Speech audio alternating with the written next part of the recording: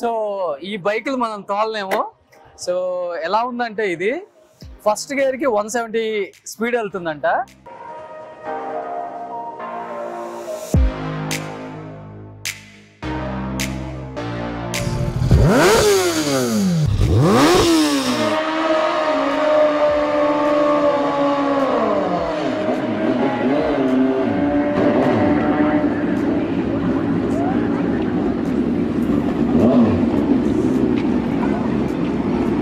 So complete గా ఈ bike rises మాత్రమే తోలాలి.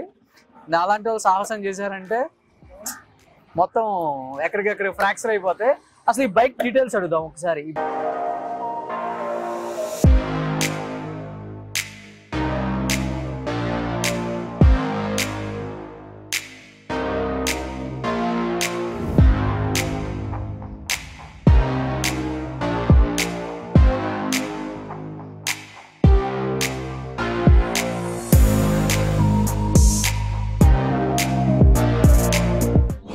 హాయ్ అందరికీ, నా గురించి తెలియని వాళ్ళకి myself Sandeep Nadimpalli, well known as national champion.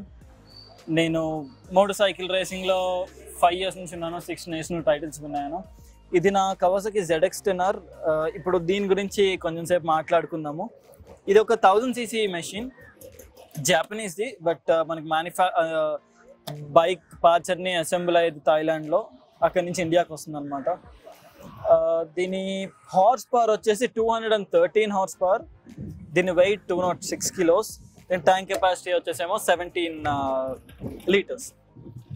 And ఈ ట్యాంక్ ఇప్పుడు పెట్రోల్ గురించి ఎందుకు చెప్తున్నానంటే, నార్మల్ బైక్స్కి ఒక పెట్రోల్ యూస్ చేస్తాము, అండ్ దీనికి మనం కొంచెం డిఫరెంట్ పెట్రోల్ యూస్ చేయాలి. నార్మల్ పెట్రోల్ యూస్ చేస్తే బైక్ అంత సరిగ్గా పనిచేయదు. పని చేయకపోవడం అంటే తొందరగా ఆగిపోవడం కానీ, పర్ఫార్మెన్స్లో కానీ, అండ్ ఇంజిన్ కూడా తొందరగా పాడైపోతుంది. దీనికి 95+ రాన్ ఫ్యూయల్ ఉండాలి. ఇప్పుడైతే నేను దీనిలో 100 యూస్ చేస్తున్నాను. ఇప్పుడు మనకి 100 ఆక్టేన్ 100 కాస్ట్ వచ్చేసి 160 రూపీస్ ఉంది అనుకుంటా 1 లీటర్. కానీ తప్పదు, అదే యూస్ చేయాలి ఇంజిన్ హెల్త్ కోసం కానీ అన్నిటి కోసం. దీని ఫ్రంట్ డ్యూయల్ డిస్క్ ప్లేట్స్ ఉంటాయి. దీనికి 2 డిస్క్ ప్లేట్స్, ఒకటి 330 mm and 2 side disc calipers ఉంటాయి. ఇప్పుడు దీని స్పీడోమీటర్ చూద్దాం. దీని డాష్ బోర్డ్ ఫస్ట్ గేర్ కి ఎంత స్పీడ్ వెళ్తుంది? 170 170. yes 170. ఓకే, సో స్టార్ట్ చేసి చూపిస్తాను. yes.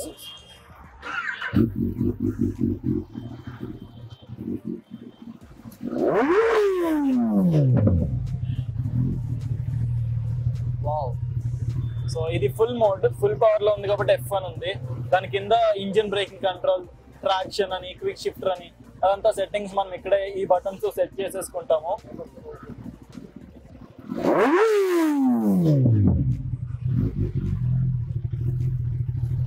అండ్ అందరికి చాలా మందికి దీని గురించి కూడా డౌట్ ఉంటుంది, ఇదేంటి అని. ఇప్పుడు జనరల్ గా మనకి బైక్ కి ఈ సస్పెన్షన్ ఎలా ఉందో, ఇది అంత హై స్పీడ్స్ వెళ్తుంది కాబట్టి ఈ వాబ్లింగ్ లేకుండా ఇది దీనికి సస్పెన్షన్, ఈ సైడ్ కి సస్పెన్షన్ ఇది. దీని స్టీరింగ్ డాంపర్ అంటారు.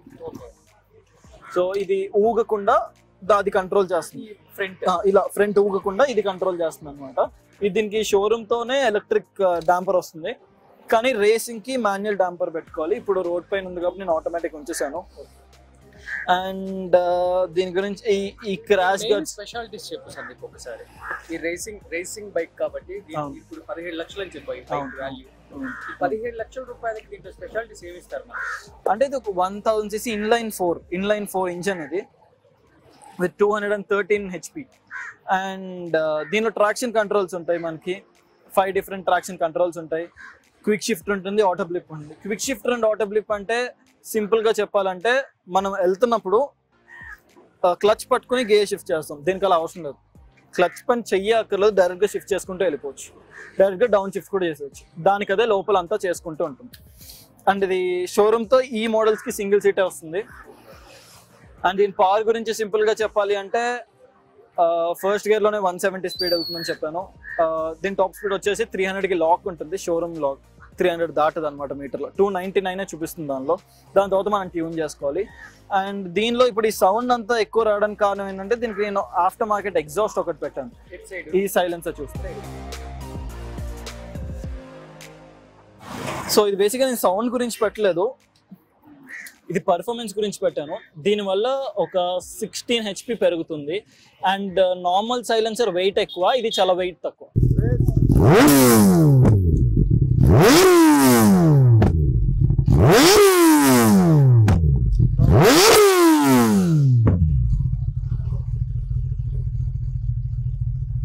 అంటే ఈ సైలెన్సర్ ఇంత సౌండ్ వస్తుంది కదా మనకి ఫస్ట్ గేర్, దాని వల్ల సైలెన్సర్ అనేది మనకి బ్రేక్ అవుదా?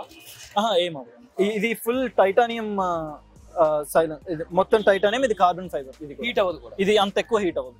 అక్కడ ఎక్కువ హీట్ అవుతుంది కానీ ఇది ఎక్కువ హీట్ అవ్వదు. ఇక్కడ హీట్ అవుతుంది, అక్కడ చాలా ఎక్కువ అవుతుంది. మీకు ఆ బ్లూ వచ్చేదంతా దాని హీట్ వల్ల బ్లూ వస్తుంది. ఆ బ్లూ కలర్ అంతా టైటానియం కాబట్టి బ్లూ వస్తుంది.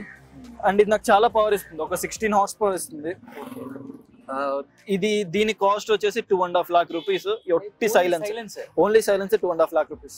ఓకే, ఎందుకంటే దాని చాలా పవర్ వస్తుంది కాబట్టి మనకు తప్పదు, అది యూజ్ చేయాలి. ఈ సైలెన్సర్స్ మళ్ళీ ఏదన్నా బ్రేక్ అవుట్ అలాంటిది అస్సలు అట్లాంటిది ఏమి ఉండదు. కానీ పవర్ కోసము, వెయిట్ రిడక్షన్ కోసం మనము ఇది వేస్తాం స్టాక్. ఒక సైలెన్సరే 2.5 lakhs. టైర్స్ ఎలా ఉంటాయి కాస్ట్? టైర్స్ 38,000 to 40,000 rupees ఉంటాయి ఈచ్ టైర్. మనకి దాని లైఫ్ వచ్చేసి 7,000 kilometers వస్తాయి అంతే, దానికంటే ఎక్కువ. ఎందుకంటే సాఫ్ట్ కాంపౌండ్స్ ఉంటాయి కొంచెం, ఇవి టైర్ లైఫ్ కొంచెం తక్కువ ఉంటుంది. బైక్ కూడా వెయిట్ ఎక్కువ కదా, వెయిట్ ఎక్కువ వల్ల తొందరగా అరిగిపోతుంది. అండ్ సస్పెన్షన్స్ మనం కంప్రెషన్ అండ్ రీబౌండ్ సెట్ చేసుకోవచ్చు. ఇంకా చాలా ఉన్నాయి. వెనకాల సింగిల్ డిస్క్ ప్లేట్, ఎందుకంటే రేసింగ్ లో మనం ఎక్కువ వెనకాల బ్రేక్ వాడము. ఇది కూడా క్రాష్ గార్డ్, కింద పడినప్పుడు బండికి ఏమవకుండా ఫస్ట్ దీనికి తగిలి బండిని సేవ్ చేస్తుంది. ఓకే, దీనికి ఎగ్జాస్ట్ తో పాటు ఎయిర్ ఫిల్టర్ కూడా మార్చాను. ఇక్కడ ఉంటుంది దీనికి లోపల కింద ఉంటుంది. అది కూడా ఫ్రీ ఫ్లో ఎగ్జాస్ట్ పెట్టాను కాబట్టి ఫ్రీ ఫ్లో ఎయిర్ ఫిల్టర్ కూడా పెట్టాను. సో ఇది షోరూమ్ తో 213 HP వచ్చింది. నేను ఎగ్జాస్ట్ ఇంకో 16 HP యాడ్ చేశాను, ఎయిర్ ఫిల్టర్ ఇంకో 1.5. అది కాకుండా దీనిలో ఇంకో ECU ఉంది, ఆఫ్టర్ మార్కెట్ ECU తెప్పించుకున్నాను. ఇంకా పెట్రోల్ లోపలికి ఎక్కువ వెళ్ళడానికి. సో జనరల్ గా ఎయిర్ ఎక్కువ వెళ్తుంది, ఎయిర్ బయటకి ఎక్కువ వస్తుంది. కానీ దానికి సరిపడే ఫ్యూయల్ కావాలి కాబట్టి, ఎక్కువ పెట్రోల్ వెళ్ళాలి కాబట్టి వేరే ఆఫ్టర్ మార్కెట్ ECU కొన్నాం. దానివల్ల ఇదంతా మ్యాచ్ చేస్తుంది, బయటకు వెళ్ళే గాలికి లోపల తీసుకునే గాలికి ప్రాపర్ ఫ్యూయల్ లోపలికి వెళ్ళాలి. దానివల్ల పవర్ ఎక్కువ వస్తుంది. సో మొత్తం మీద మైలేజ్ చాలా తగ్గిపోతుంది. సో జనరల్ గా షోరూమ్ రోడ్ పైన 15 అయినా రావాలి, కానీ నాకు అంత రాదు. ఇప్పుడు నేను రేస్ పర్పస్ కోసం వాడతాను కాబట్టి ఇది రేస్ లో నాకు అప్రాక్సిమేట్లీ 6.5 కంటే ఎక్కువ రాదు. అది కూడా రాదు, 6 యావరేజ్ పెట్టుకోవచ్చు. కనిపించేంత క్యూట్ గా ఉండదు కానీ చాలా వైల్డ్ పవర్, మనం గెస్ కూడా చేయలేము. అంటే ఇమాజిన్ చేసుకోలేము ఇంత ఫాస్ట్ వెళ్తున్నాను. సో ఒకసారి థ్రాటిల్ పట్టుకున్నామంటే 5 సెకండ్లో 200 వెళ్ళిపోతుంది. 200 వెళ్ళిపోతుంది. 0 to 200 5 to 6 seconds max.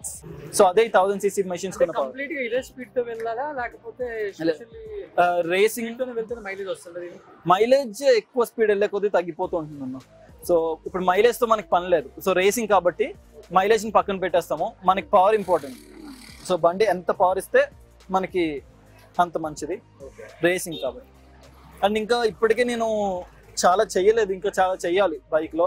And race parts అన్ని నాకు ఇంట్లో ఇంకో పక్కకు ఉన్నాయి. బ్రేక్స్ కూడా ఇంకా నెక్స్ట్ లెవెల్ బ్రేక్స్ చేయించుకున్నాను. ECUs కూడా ఇంకా వేరే ఉన్నాయి. టైర్స్ కూడా నేను, ఇది రోడ్ టైర్స్ కాబట్టి ఇది వస్తుంది. ఇది కట్స్ అన్ని ఉంటాయి కదా, ఇది రోడ్ పైన వాడే టైర్ కాబట్టి ఉంటుంది. రేసింగ్ టైర్ ఇది కూడా ఉంటుంది. ఇది కూడా నార్మల్ స్మూత్ లానే ఉంటుంది, మొత్తం కంప్లీట్ స్మూత్ ఉంటుంది. కానీ గ్రిప్ ఇది ఎందుకు ఉంటుందంటే చాలా మందికి ఇది ఉంటే గ్రిప్ ఉంటుంది అనుకుంటారు, కానీ ఇది ఎందుకంటే వాటర్ కానీ చిన్న చిన్న రాళ్ళు కానీ దీనిలో వెళ్తాయి. ఒక లేయర్, దీనిపైన ఒక లేయర్ ఫామ్ అవ్వకుండా దీనిలో తోసేస్తాయి వాటర్ని రోడ్డు పైన. సో దానికి గ్రిప్ కానీ. సో జనరల్గా రేస్ టైర్స్ లో మనకి అలా వాటర్ ఉండదు. రేస్ ట్రాక్స్ లో వాటర్ ఉంటే వేరే టైర్స్ యూజ్ చేస్తాం.